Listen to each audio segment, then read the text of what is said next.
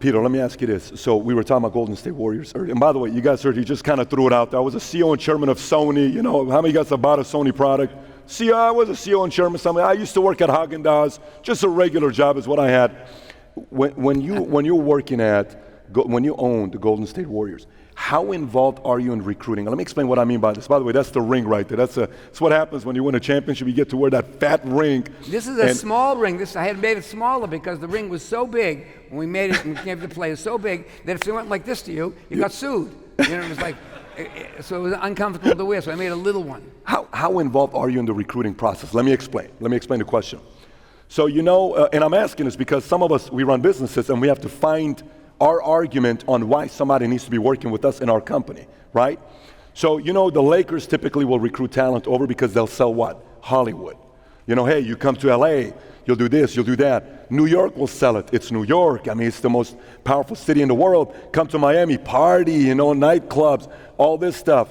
You know, I think I'm selling it and going to one of those cities now. Yeah. Okay. So, but the question is, did you guys sell the athletes to say, you come here, because a lot of these athletes got into the Silicon Valley market.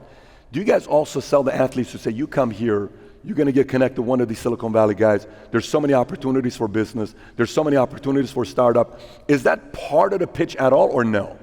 Well, it depends. Your audience. You know what I'm asking, right? I understand. Yeah. Your audience is a constituency. It's an athlete. It's the manager. It's the athlete's mother or father. It's the athlete's agent. It's the athlete's attorney. It's the athlete's friends, it's the athlete's posse. It's a whole host of people. It's the media people that the athlete talks to. So you have a constituency, a set of audiences that you're talking to. But you have to, when you're recruiting talent, whether it's movies, music, films, a little different than executives, but the same areas, you have to aim at their heart. People say aim at their wallet. No, no, no. If they're just doing one thing, they're going to put nails in the floor for you, aim at their wallet, price it out, it's a commodity. But if you're going to have them be with you over a period, take the journey with you, be part of your winning culture, you have to aim at their heart. And you have to aim with total authenticity. You have to look at that audience of one, and therefore of 10 or 11 or 12.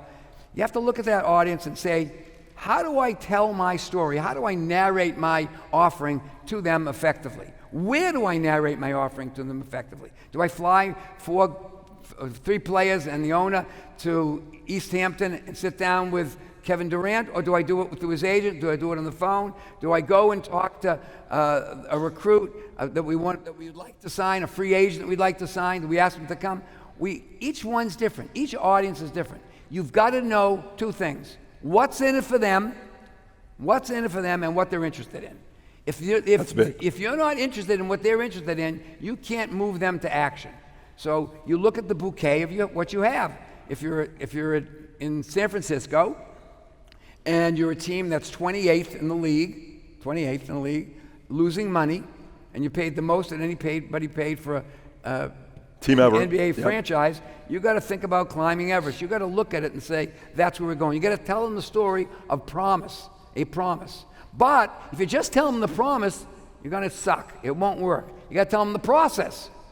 Process to get to the product.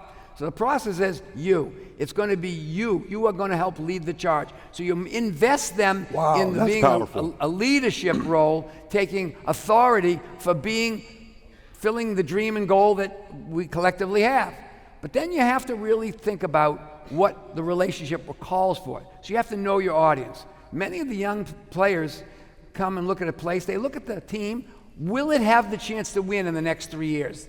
If it doesn't have the chance to win, they know their value may be diminished. So you've got to talk to them of what they're interested in. You have to break the cacophony that they come in with, the noise in their head. Yep. How much money, where I am, where did I go to school, what's going to happen, what do my parents think? You've got to break that cacophony. You've got to get their attention before you get their intention. So you have to stop and think, how do I get that player and that group's attention? What are they interested in?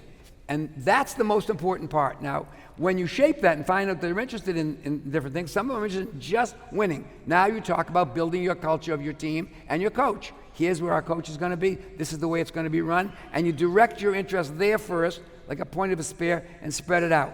But only 2 or 3, at the most 2 or 3, maybe only 2 real promises, because you got to live with the promise. You gotta follow through with the promise. You gotta make your feet, tongue, heart, and wallet all fulfill that promise for them. And they've got to see your authenticity because they got to believe you. They don't know.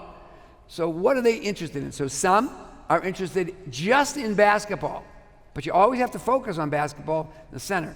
But others are interested, where am I going to live? Where am I going to make other money? What relationship capital will I have? They don't use that word. Who else will I know? Who can I meet? Relationship capital is a completely undervalued currency in most businesses, certainly most film and television businesses. Yes, they ask to be paid, but the relationship capital is about creating an environment for them to prosper, to meet other people. Silicon Valley, how we showed up, our ownership group was that we brought in, had relationships where they could then explore Twitter and Google and Facebook and all the different technology companies that these young people, it was their currency. So you have to find in your narrative what's interesting to them, because you won't get their attention if you don't do that. The second thing is you must make a palpable promise to them that you can fulfill in the next 2 or 3 years, 2 years. You know, they don't know if they can fulfill their promise, so you got a little bit of a runway. You're going to pay them right away. It's not about that, but everybody pays them about the same. Talent gets paid the same everywhere. Everybody can pay, Kevin Durant, or everybody can pay, Cody Bellinger, or anybody can pay any of the athletes, or composers, singers, musicians, actors, the same thing. Tom Cruise can get paid every day when he was a star, the same from every company. If you start focusing on that with them, you'll lose them. They're interested in their career, their growth, and then you have to get buy-in from the people around them so they're advocates for you.